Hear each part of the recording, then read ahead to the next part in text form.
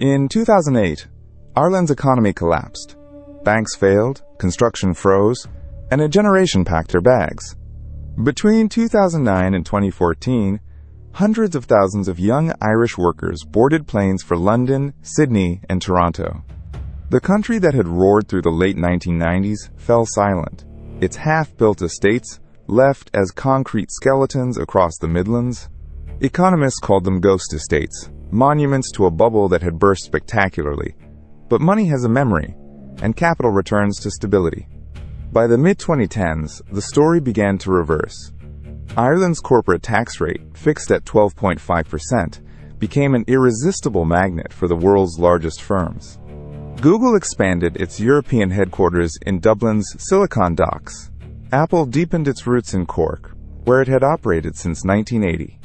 Pfizer, Facebook, Microsoft, and Intel all planted or grew campuses across the country. These were not small operations. They demanded engineers, analysts, researchers, and administrators by the thousand, and they paid salaries that dwarfed the national average.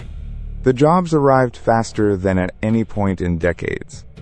Unemployment, which had peaked above 15% in 2012, tumbled year after year until it approached full employment. Dublin's docklands filled with glass towers and coffee bars.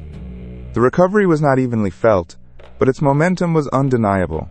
And here lay the profound reversal. For nearly 2 centuries, Ireland had exported its people. The famine of the 1840s, the poverty of the 20th century, the recession of 2008, each wave sent the Irish outward across oceans. Emigration was woven into the national identity, a wound and a habit. Now suddenly, the arrows pointed inward. Ireland was becoming a place people came to, not a place people fled. Recruiters advertised in Warsaw, Madrid, Mumbai, and Sao Paulo. Multinationals sponsored visas and relocated entire teams. A nation defined by departure was learning to become a destination. But prosperity has a physical footprint. Every new worker needed a desk, a commute, and above all, a place to sleep. The economy was generating jobs at a breathtaking pace, yet nobody was asking the harder question of where all these people would actually live. The arrivals were coming. The country was not ready.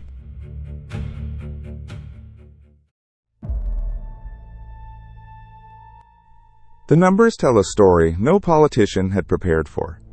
In the 12 months to April 2023, over 141,000 people arrived in Ireland.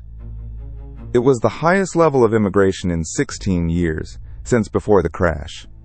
This was not a trickle. It was a demographic wave that reshaped the country in the span of a single year. Who were they? The Central Statistics Office broke it down. Roughly 30,000 were returning Irish citizens, coming home after years abroad, drawn back by jobs and family. Tens of thousands more arrived from across the European Union, exercising the freedom of movement that let a Polish nurse or a Spanish engineer settle in Dublin without a visa. Others came from India, Brazil, and the wider world on skilled work permits, filling roles in hospitals, tech firms, and universities. And students arrived in enormous numbers, enrolling in Trinity College, University College Dublin, and language schools that had proliferated across the capital. By April 2023, Ireland's population passed 5.1 million, the highest since the 1851 census taken in the shadow of the famine. For a country that had shrunk to under 3 million in the mid-20th century, this was a historic threshold. The population was not just growing, it was diversifying at a speed few societies had experienced. Neighborhoods that had been homogeneous for generations now heard a dozen languages on a single street. This was, by many measures, a success story.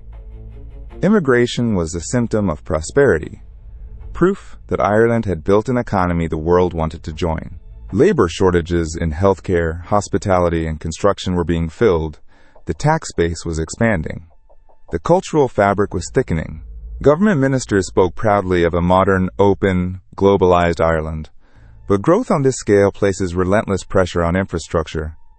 Schools, hospitals, transport, and above all housing must expand in step with the population. A city can absorb newcomers only as fast as it can shelter them. And here the arithmetic began to fail. The people were arriving in their tens of thousands. The homes to hold them, it turned out, had stopped being built years before.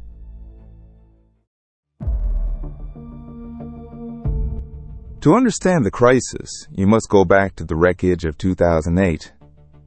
When the property bubble burst, Irish construction did not merely slow. It collapsed almost entirely. At the height of the boom, the country had completed over 90,000 homes in a single year. By 2013, that figure had cratered to barely 8,000. An entire industry evaporated. Builders went bankrupt. Skilled tradesmen, the carpenters, plumbers, and electricians, emigrated or left the sector for good. The machinery of house building was dismantled almost overnight, and it would not be easily rebuilt. Economists estimated that Ireland needed roughly 33,000 new homes every year simply to keep pace with a growing population and to replace aging stock. That was the baseline for standing still, yet for most of the 2010s, completions fell far below this figure. In 2016, fewer than 15,000 homes were finished. Year after year, the shortfall accumulated, each deficit stacking on the last. A gap of 10,000 homes one year, 15,000 the next, compounding into a mountain of unmet need. This was not a temporary dip. It was a structural shortage, baked into the foundations of the housing system. The reasons were tangled. The banking collapse had frozen credit, making it nearly impossible to finance new developments. Planning delays stretched projects across years. Land hoarding kept sites idle. And the lost decade of building meant the workforce itself had shrunk, so that even when demand returned, there were not enough hands to swing the hammers. The problem was that this shortage had been building quietly, invisibly, during years when the population was relatively stable. It was a slow-motion crisis waiting for a trigger. As long as arrivals were modest, the cracks could be papered over. Families doubled up. Young adults stayed in their childhood bedrooms into their 30s. The pressure was there, but contained. Then came the wave of 141,000 arrivals in a single year, colliding with a housing stock that had been starved for a decade. The shortage that had lurked beneath the surface was about to be brutally exposed, and the first place it would show was in the price of a roof over your head.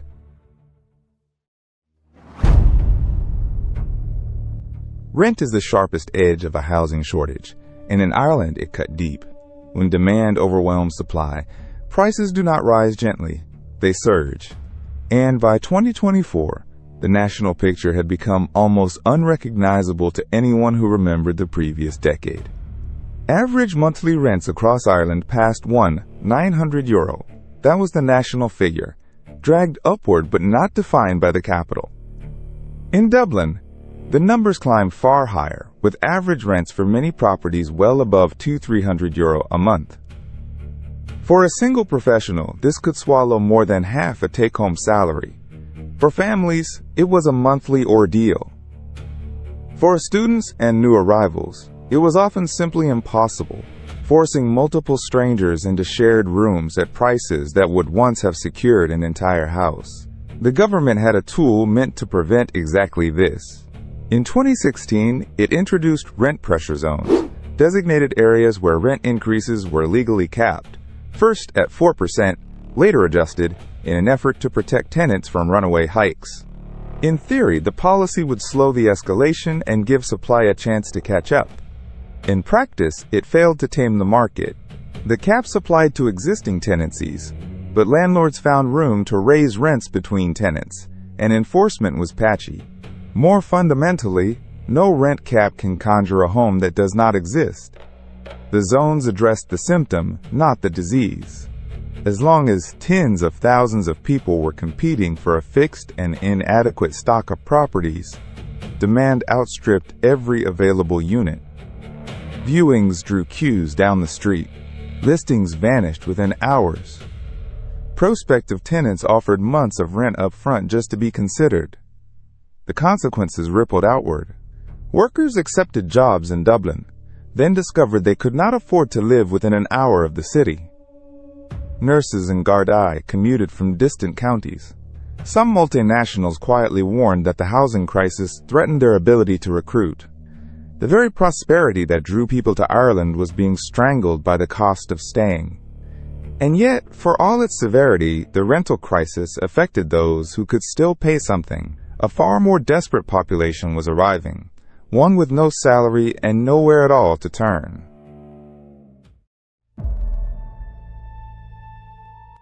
Beyond the workers and students lay a different kind of arrival, driven not by opportunity but by desperation. And after 2022, their numbers rose dramatically. Applications for international protection in Ireland surged. In 2022, more than 13,000 people sought asylum, a figure that dwarfed previous years. In 2023, the number climbed again, above 13,000 once more, straining a system that had never been designed for such volume. But this was only part of the picture. The Russian invasion of Ukraine in February 2022 unleashed the largest displacement in Europe since the Second World War. Ireland, under an EU-wide directive, offered temporary protection to those fleeing the war.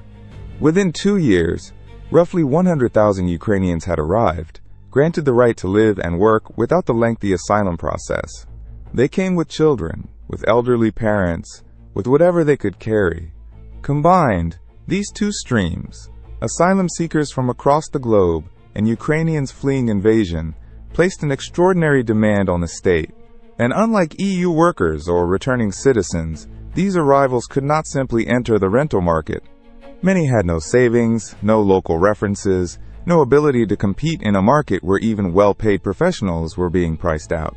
The responsibility for housing them fell directly on the government. The state scrambled.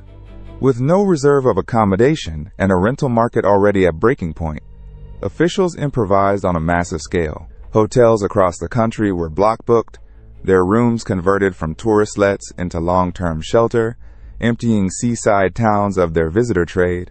Repurposed office buildings, former convents, and disused institutions were pressed into service.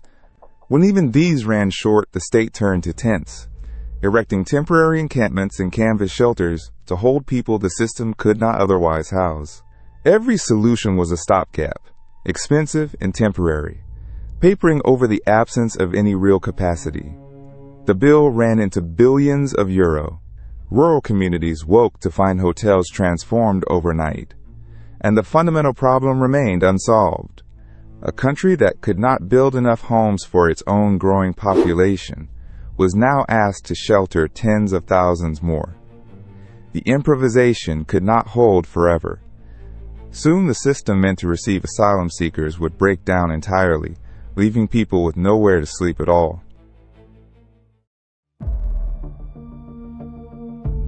Ireland built its asylum system in 1999 as an emergency measure. Direct provision was meant to last 6 months. Instead, it hardened into a permanent architecture of shared rooms, canteen meals, and weekly allowances, housing people for years while their claims crawled through appeals. By 2022, the system held roughly 20,000 residents across dozens of centers. It was already strained. Then the numbers climbed beyond anything its planners had imagined. Applications for international protection tripled compared to pre-pandemic years, arriving alongside more than 100,000 Ukrainians granted temporary protection. Two separate accommodation crises collided inside one exhausted state. The International Protection Accommodation Service ran out of beds. Contracts with hotels absorbed thousands, emptying tourist towns of rooms and igniting local resentment. Tents appeared. Repurposed office blocks and disused sports halls were pressed into service. And then, in a moment that shocked even hardened officials, the state simply stopped offering accommodation to single male applicants. From December 2023, men who lodged asylum claims at the International Protection Office were handed a sleeping bag and a list of daytime services. No bed, no roof. Nothing. They gathered on Mount Street, in the shadow of the very building processing their applications. Rows of small tents lined the pavement, stretching along the Grand Canal by early 2024. Hundreds slept rough within walking distance of Leinster House, the seat of Irish government. Charities distributed food and blankets. Rats were reported. Sanitation collapsed. When authorities cleared the encampment, the tents reappeared elsewhere within days, a moving crisis the state could relocate, but not solve. Court challenges followed. In 2023, the High Court found the government had breached the rights of asylum seekers left without shelter. Ministers admitted plainly that the country had run out of capacity. The system designed for 6-month stays, and a few thousand people now face tens of thousands with nowhere to place them. But the failure did not stop at asylum seekers. As beds vanished and rents soared, the pressure spread outward into every corner of Irish society, until the official count of people without a home reached a number the country had never recorded before.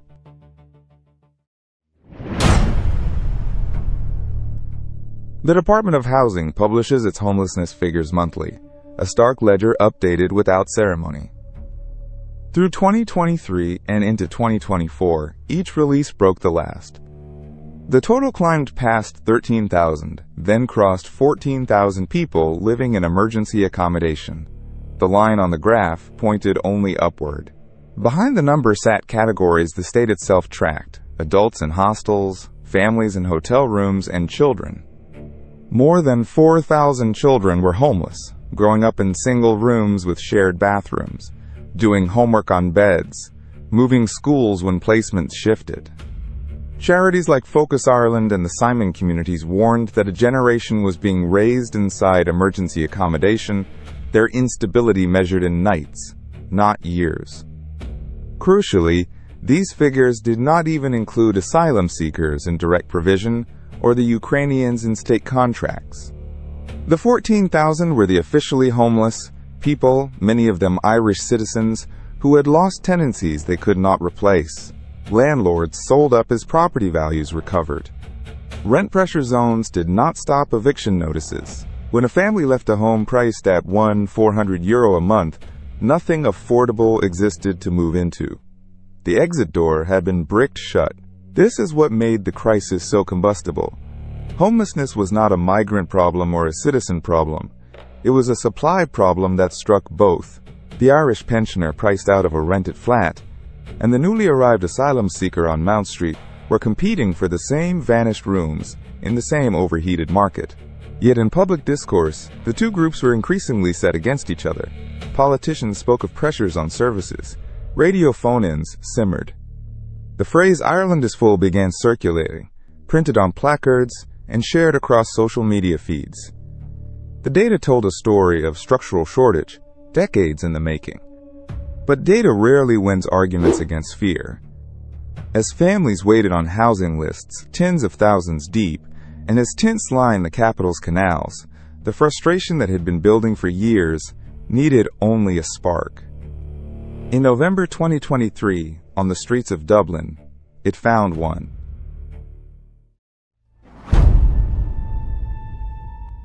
Through 2023, the pattern spread from town to town. A vacant hotel earmarked for asylum seekers, a former convent, a disused factory, an empty office block. And then, the protests. Some were peaceful vigils by residents demanding consultation. Others were not. Buildings intended for accommodation were set alight before anyone could move in. Fires were reported in counties across the state, from Wicklow to Galway to Donegal. Barricades appeared. Roads were blocked. Community WhatsApp groups filled with rumor, much of it false, about who was arriving and what they had done. The genuine despair of the housing crisis fused with something darker and more organized. Then came November 23, 2023. A knife attack outside a school on Parnell Square left 3 children and a care worker injured. Before facts were established, a claim spread online that the attacker was a foreign national. Within hours, crowds gathered in Dublin's city centre. What followed was the worst rioting the capital had seen in decades. Buses were burned. A tram was torched. Shops on O'Connell Street were looted, their windows smashed, stock carried into the night, Garda vehicles were destroyed. More than 60 officers were deployed against a mob that police described as driven by a lunatic hooligan faction laced with far-right ideology. Over 30 people were arrested that night. Dozens more in the weeks that followed. The damage ran to millions of euro. The government rushed to condemn the violence and promised new incitement to hatred legislation, But the riot had exposed something the official statistics could not contain.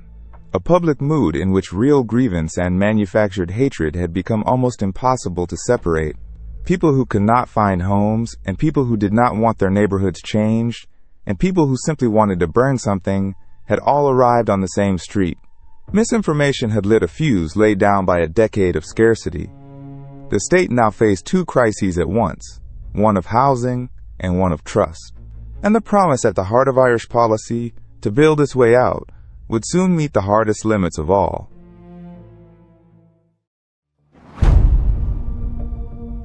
The government's answer was a number: 40,000 homes a year. Under the revised Housing for All strategy, ministers pledged construction at a scale Ireland had not sustained in a generation. It was the right target, drawn from studies suggesting the true need might be higher still, closer to 50,000 or 60,000 annually once the backlog and population growth were counted. Pledging homes and pouring foundations, however, are different acts. The obstacles were structural and immediate. Ireland faced a shortage of construction workers, tens of thousands short of what the target demanded, in a labor market where the building trade had never recovered the skills lost after 2008. Many of those workers had emigrated in the crash and never returned. Planning delays stretched projects across years, with judicial reviews and objections stalling developments before a single brick was laid. The cost of materials climbed. The cost of finance climbed. Each new apartment in Dublin could cost more to build than it could be sold for at affordable prices, a mathematics that private developers refused to accept, and the state struggled to bridge. And so the two curves of this story kept diverging. On one side, arrivals, workers drawn by Google and Pfizer, students, returning citizens, asylum seekers and Ukrainians, more than 141,000 in a single year, a population past 5.1 million and still rising. On the other side, completions, real, improving, but always short, always trailing the need by thousands of units a year. The gap between them was measured in tents on Mount Street, in 14,000 people, in emergency accommodation, in rents past €900, in fires and riots and radio phone-ins. Ireland had transformed itself from a nation of immigrants into a destination, an extraordinary reversal of its own history. It had opened its economy and, for a time, its doors. But it had not built the rooms behind those doors fast enough to make the welcome real. That is the unresolved tension on which this story ends. A country generous in invitation, constrained in capacity, its openness colliding with concrete and time. A welcome outpaced by its walls.